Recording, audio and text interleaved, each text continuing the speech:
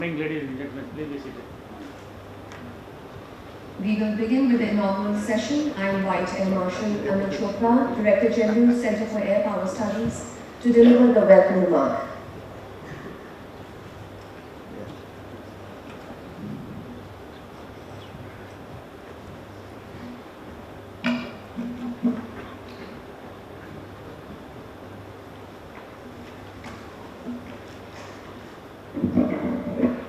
Air Chief Marshal Chaudhuri, Chief of Air Staff, chairs and panelists, serving and retired officers, members of the diplomatic corps, members of the media, ladies and gentlemen, very good morning on this cold winter morning. Welcome to the seminar, 19th Subroto Mukherjee Seminar. Air Marshal Subroto Mukherjee, OBE, was the first Indian Chief of Air Staff and Commander-in-Chief of Indian Air Force from 1st April 1954 to 31st March 1955. Thereafter, he was the Chief of the Air Staff from 1st April 1955 to 8th November 1960, with the total time as the Air Chief of 6 years, 221 days, the longest serving Chief of any service ever. Born on 5th March 1911 in a Bengali family of repute, he was educated both in India and United Kingdom. He was the nephew of Inaugural Roy, the only Indian air ace ever. He joined the Royal Air Force on 1st September 1932 and later was one among the first to join the Indian Air Force in 1933. He flew with the number 1 squadron, there was only one squadron then, from 1933 to 1941, and saw extensive action in North-West frontier area during this stint and was mentioned in dispatches. He attended the Staff College at Quetta in 1941, and after finishing the course, he took over number 1 squadron as the commanding officer in 1942. He later commanded RAF Station Kohat from 1943 to 1944, before moving to Air Headquarters Director of Flying Training. He was awarded the OBE Order of British Empire in 1945. After partition, he was appointed Deputy Air Commander, Royal Indian Air Force. And those of you who follow Anchit Gupta on Twitter have seen the tweet that he made 2 days back about how the first Air Chief was selected. And I must mention that there was a high possibility for Mukherjee as an Air Vice Marshal to have become the Air Chief in 1947 itself. But more about this you must read on that tweet. On completing the Higher Command course at Imperial Defence College and now called the RCPS, he was appointed Commander-in-Chief of the Indian Air Force on 1st April 1954. On the same day as the Honorable President of India, Rajendra Prasad, presented colours to the Indian Air Force in recognition of the great work the Indian Air Force had done. Mukherjee oversaw the transformation of Indian Air Force into an all-jet Air Force. In August 1958, Mukherjee was given a second tenure for a period of 4 years as the Air Chief, starting 1st October 1958. Effectively, he would have been the Chief till 1962, 8 years at the head. From 1955, he also served as the chairman of the Chief of Staff's Committee and was the longest serving such chairman in the history, having served for more than 5 years as chairman of the Chief of Staff Committee. On a visit to Tokyo on 8th November 1960, Mukherjee was having a meal in a restaurant with a friend, an Indian Navy officer. A piece of food became lodged in his windpipe. He got choked and he passed away. He was flown next morning to Delhi and was cremated with full military honors. He has had many firsts. He was the first flight commander, he was the first squadron commander, he was the first station commander, and he was the first air chief. In 1939, Mukherjee married Shada Pandit, who was from a prominent Maharashtrian family. Shada was active in social work, and after her husband's death, she became active in public affairs, got elected to Lok Sabha twice, and thereafter was the governor of Andhra Pradesh and later of Gujarat. Today's seminar is on India's eminence in the emerging world order. We have two panels of very eminent speakers. They are very well known and you have seen their names in the program. India is a fast-growing global power. We are already the fifth largest economy and we are slated to be the third largest economy by 2027. India is also the fourth largest military power. The world is going to India for the investments and for partnerships. We have heard this morning President Zelensky speaking live to the US Congress and the kind of backing that we all have seen that he got over there.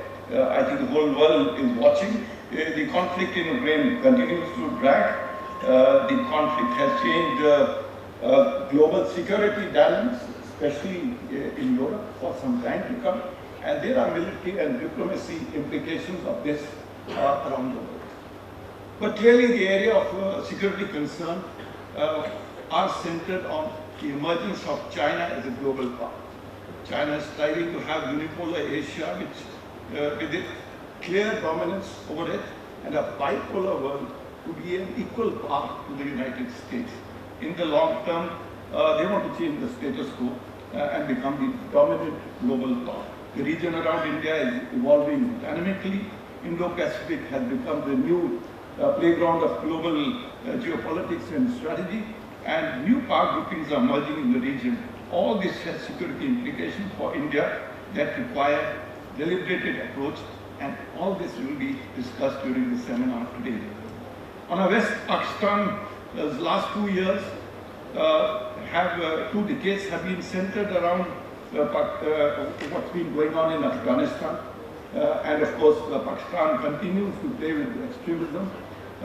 With the USA having left Afghanistan to Taliban, the rise of Tehreek-e-Labbaik Pakistan, the Tehreek-e-Taliban Pakistan, the sectarian violence, the economic mess, and unceremonious ouster of still popular Imran Khan has brought in further instability. Pakistan has a new army chief, General Asif Munir Ahmed, who was formerly a ISI chief, but he is still in the process of settling down. But meanwhile, the US has said that it views a prosperous and democratic Pakistan as critical to its interests. So there is a shift of US interest back into Pakistan. India's External Affairs Minister, Dr. Jaishankar, has said that we are entering a world of plurilateralism, a phase of decentralized globalization which will promote regionalism. Clearly, India is at the center of all major groupings and actions, and some of these groupings will be discussed today. India took over the rotational presidency of Shanghai Cooperation Organization a few months back. New Delhi will hold the presidency of this grouping for a year until September 2023. And next year, India will host the SCO summit. We will discuss today the SCO challenges and opportunities. Indian government launched its year of G20 presidency on 1st December with pomp, and 100 monuments from Kashmir to Kanyakumari were lit up with India's G20 logo symbolizing the motto Vasudhaiva Kutumbakam, or one earth, one family, one future. The PM has committed to making India's year of chairmanship as one that will focus on healing our one earth, creating harmony with our one family, and giving hope for our one future. There are plans to have about 200 G20 meetings across India and will culminate in the G20 summit, which will bring leaders of the P5 and rest of the major countries to New Delhi next September. The relevance of many regional groupings are being discussed in the seminar today. We are indeed privileged to have the Air Chief delivering the inaugural address. We are also going to request the Chief to release the book, The China Factor, Beijing's Expanding Engagement in Sri Lanka, Maldives, Bangladesh, Myanmar, authored by a CAP scholar, Shantanu Roy Chaudhuri. I will now request the Air Chief to kindly address the gathering.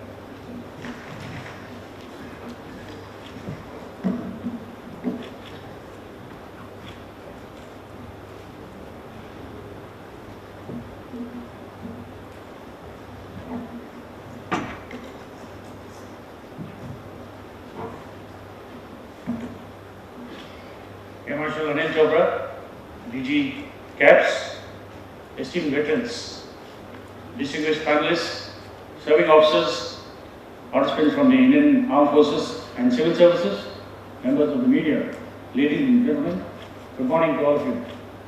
As a part of the 19th Subroto Mukherjee Memorial Seminar, it is indeed a privilege for me to deliver the inaugural address and share my thoughts on a topic that is constantly evolving and very dynamic. There is a book which is the Bible for any proponent of international relations, authored by Hedley Bull. And in this book, The Anarchical Society, Hedley Bull has defined world order as patterns or dispositions of human activity that sustain the primary goal of social life amongst mankind as a whole. Human beings and states are basic units and an indispensable part of the world order. Both are rooted in the past, function in the present, and are driven by images of the future. The natural fallout of this definition of world order is the concept of balance of power. Balance of power is a non-negotiable principle of political realism in which two or more states or a group of states act in concert politically, economically, or militarily to try and hold in check a powerful state or a group of states from gaining predominance and dictating to the others. The inherently unstable period in the early part of last century, from 1915 to 1945, could be termed as a period of a multipolar world. World War II saw the end of multipolar world and heralded the arrival of USA into world politics. Together with USSR, they would go on to dominate the global arena for the next half century. The breakup of USSR marked the end of a bipolar world and saw the beginning of a unipolar world with the United States as the sole superpower. The period from 1989 to 90 till now has seen the USA as the dominant power, as there were no real challenges to its position. This allowed greater room for the superpower to maneuver and get involved in international issues, not necessarily coinciding with national interests.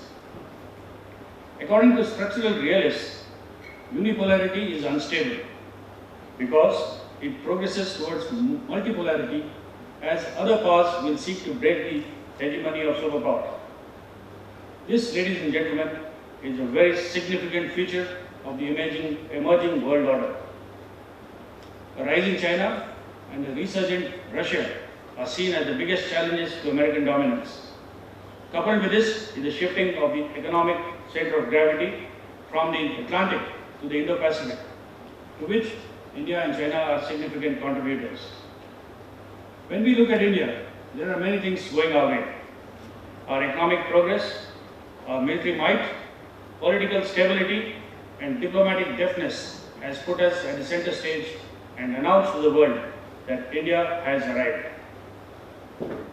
The window of demographic dividend opportunity available in a 50-year period starting from 2005 to approximately 2055. This 50-year period is longer than any other country in the world. This is a bulk of working age population that will not last long, and it must be exploited. In an increasing anarchic world, thinkers and writers in the field of international relations, be it Machiavelli, Kautilya, Kant, or Mearsheimer, they all broadly agreed that the international order follows the principle of Matsanyaya, that is, the bigger fish eat the smaller ones. In such a system, the only way to secure one's interest is to have adequate power to balance the power of the adversary. This power refers to the comprehensive national power, the CNP, the collective might of a nation. Our neighborhood continues to remain volatile and uncertain. Amidst this volatility, we must enhance our collective strength by partnering with nations which share common beliefs and values. We must use our image as a stable country with considerable economic heft to forge mutually beneficial relationships and strategic partnerships. It is essential that we retain our strategic autonomy And to do that, in my opinion, a strategy of balancing, as espoused by John Mearsheimer, would be the way forward. When we look at the Indo-Pacific region, we see great power politics in play, where an established superpower is increasingly being challenged by an established regional power with global ambitions. The outcome of this great power competition will have repercussions for all major players in the region. In the existing world order, where national interests and realpolitik dictate the actions of state players, there will always be an overlap between competition and cooperation. A healthy competition has the potential for meaningful cooperation.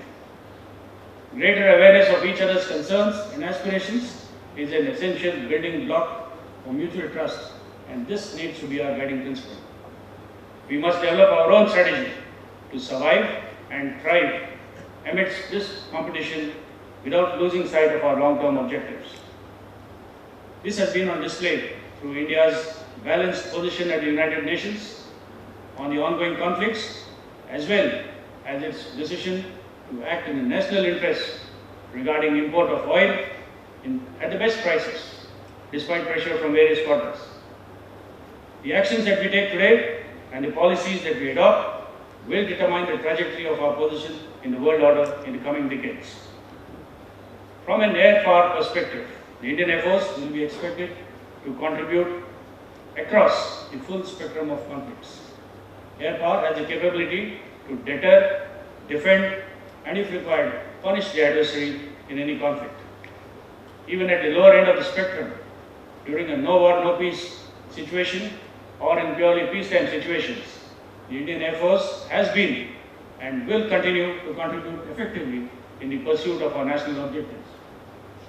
The Indian Air Force's response during the various calamities like floods, earthquakes, and the COVID pandemic, both within our borders and in the region, contributed towards India's growing eminence in world order. The Indian Air Force needs to evolve into an aerospace power, and to do so, there is a need to develop the capability to fight and win tomorrow's wars.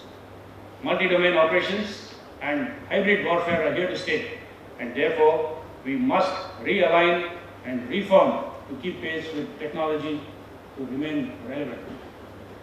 There are certain critical deficiencies like shortages of fighter squadrons and force multipliers which need to be addressed on priority to retain our combat edge. The Atmanirbhar Bharat or Make in India programs will bolster indigenous defense manufacturing in the country. We need to focus more on research and development with an aim to manufacture on our own rather than relying on minor indigenization of foreign products. The government has been very supportive to this cause and has taken giant steps in supporting Indian companies in academia with necessary policy formulation by providing a conducive environment. I have no doubt in my mind that our industry partners, MSMEs, academia, and think tanks will give full impetus in realizing India's aspiration of achieving strategic autonomy in defense production. This seminar is spread across 2 sessions in which India's strategic autonomy, regional alignments, and challenges for India when the world is in a flux will be discussed. I am sure the sessions will bring out interesting viewpoints and also recommend tangible and workable solutions for the nation to take note of. Ladies and gentlemen, there can be no soft power without adequate and credible hard power. Only when the borders, the airspace, our coastlines are secure will India flourish. In the end, I would like to leave you with a statement made by our Honorable Prime Minister, and in his words, राष्ट्र की सुरक्षा के लिए ना किसी के दबाव में काम होगा, ना प्रभाव में, और ना ही किसी के अभाव में. On that note, I wish the Center of Air Power Studies all the very best for the conduct of this seminar. Thank you very much and Jai Hind.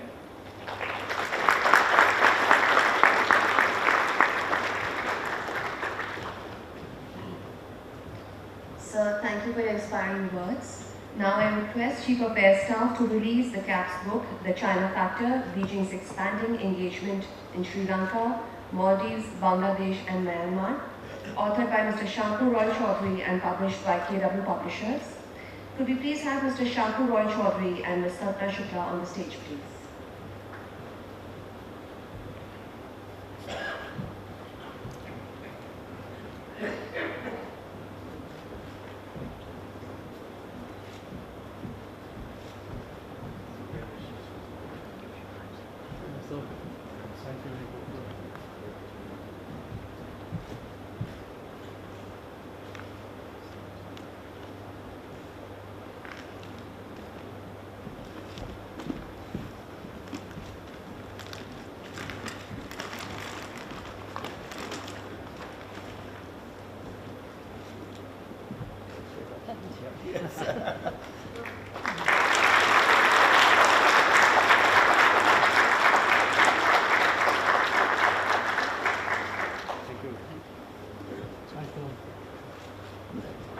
Thank you, sir.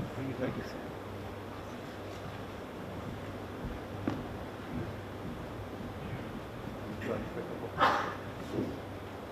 We will now have a tea break for 20 minutes. I request you all to please join us for tea at the hall.